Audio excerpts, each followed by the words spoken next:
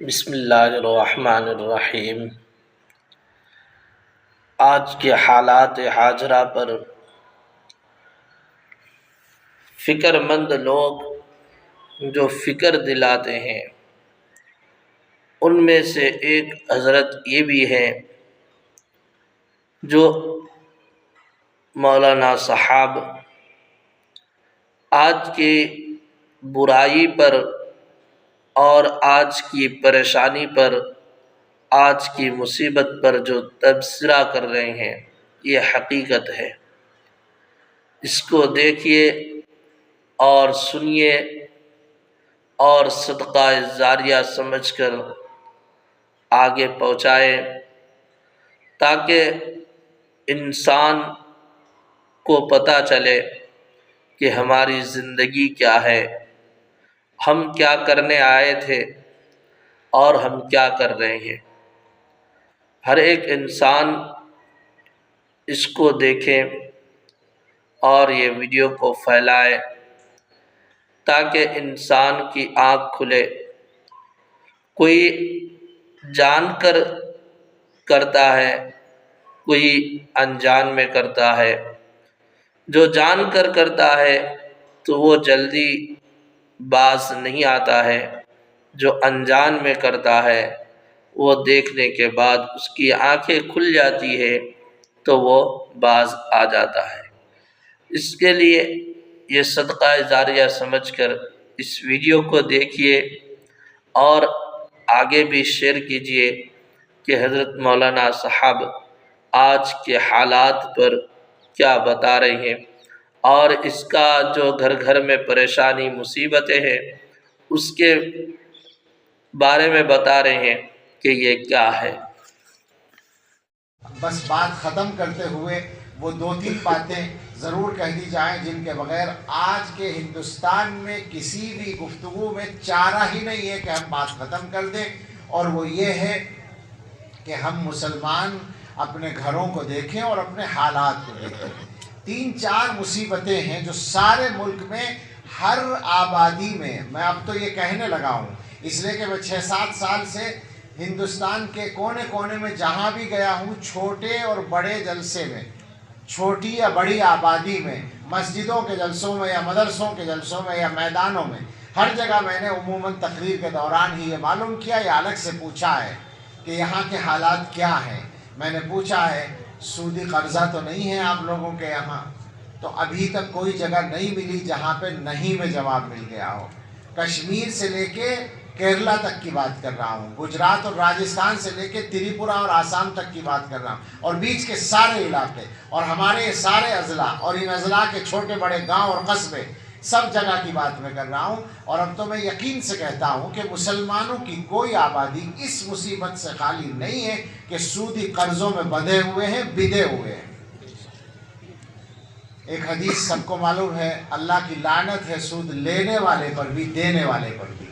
حدیث پہ تو سب کا یقین ہے۔ جب اللہ کی لعنت ہے تو گھر کے حالات ٹھیک کیسے ہوں گے؟ رحمت کیسے آئے گی؟ گھر میں برکت کیسے آئے گی؟ بچے کیسے صحیح ہوں گے؟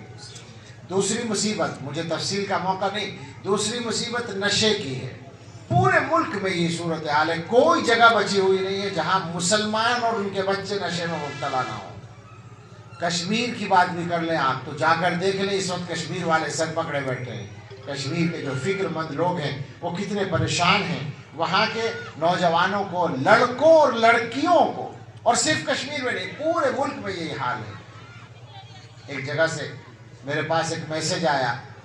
نام بھی لینا اچھا نہیں لگتا صوبے کا کہ فلاں صوبے سے آیا، فلاں شہر سے آیا، یو پی سے باہر سے آیا، ایک لڑکی کا میسج۔ میں نہیں جانتا کون تھی، میرا نمبر کہاں سے ملا۔ اس نے کہا کہ آپ لوگ دلی اور فلاں جگہوں پہ جا کے بیان کرتے رہتے ہیں، ہمارے علاقے میں بھی تو آئیے۔ ہمارے یہاں جو حالت ہے وہ یہ ہے کہ اس وقت نشہ ہماری بہنوں میں عام ہے، اور اپنی بہن کے بارے میں اس نے لفظ لکھا، آسان نہیں ہے لکھنا، کہ میری بہن نشے کی عادی ہو گئی ہے اور ایک لڑکے سے اس کے غلط تعلقات ہیں۔ اصلاح کے لیے آئیے، کوشش کیجیے۔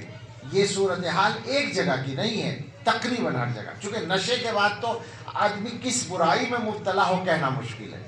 ام الخبائث اسی لیے کہا گیا۔ تو سود عام ہے، نشہ عام ہے، اس کے علاوہ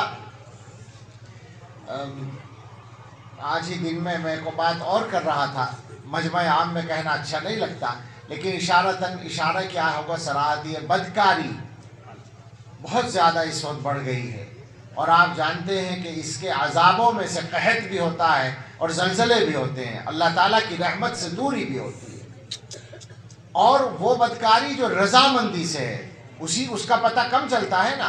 بالجبر اگر ہو تو وہ آسان نہیں ہے، اور وہ ویسا ظلم دنیا میں بھی مانا جاتا ہے، لیکن بالرضا کو دنیا میں جرم اور ظلم نہیں مانا جاتا، تو کم سے کم مسلمانوں کے گھروں میں اور مسلمانوں کے ماحول میں تو یہ نہیں ہونا چاہیے،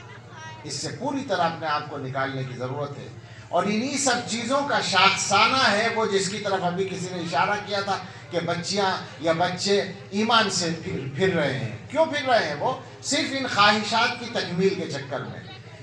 ایسا بھی ہے کہ ان کی طرف سے محنت ہو رہی ہے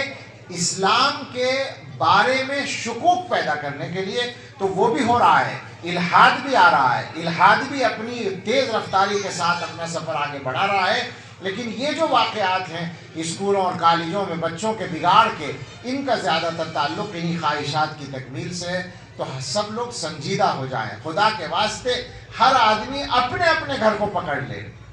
میں آپ سے اگر کہوں تو برا نہ مانیں کہ ہم لوگ اپنے گھروں سے غافل ہیں، ہمارے اکثر مسلمان بھائی اپنے گھروں سے غافل ہیں، ماں باپ کو یہ خبر نہیں ہے کہ میرا بیٹا رات کو 9 بجے سے 12 بجے تک کہاں رہتا ہے اور کیا کرتا ہے، اور ماں باپ کو یہ خبر نہیں ہے کہ ہماری بیٹی دن میں جو 12 بجے سے 4 بجے تک اسکول کے نام پر گئی ہوئی وہ کہاں رہتی ہے، اکثر ماں باپ کو یہ خبر نہیں ہے، اور یہ بدترین صورتحال ہے،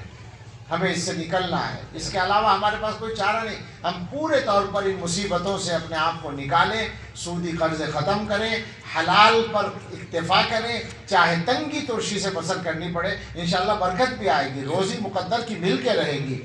گھروں سے سودی قرضے کو بالکل نکال دیں، نشہ اگر ہو تو اس کے لیے محنت کریں، کیونکہ نشے کی عادت پڑ جاتی ہے، اس کے لیے محنت کرنی پڑے گی اس سے بچانے کے لیے، اور برائیوں پر نظر رکھیں، برائیوں کے ہونے کے جو راستے ہیں ان کو بند کریں، غیر محرموں کی ملاقاتوں کے راستے بند کریں اور نگرانی رکھیں، یہاں سے اگر یہی چیز ہم لوگ یاد کر کے لے جائیں اور اس پر کچھ عمل ہو جائے، خدا کے واسطے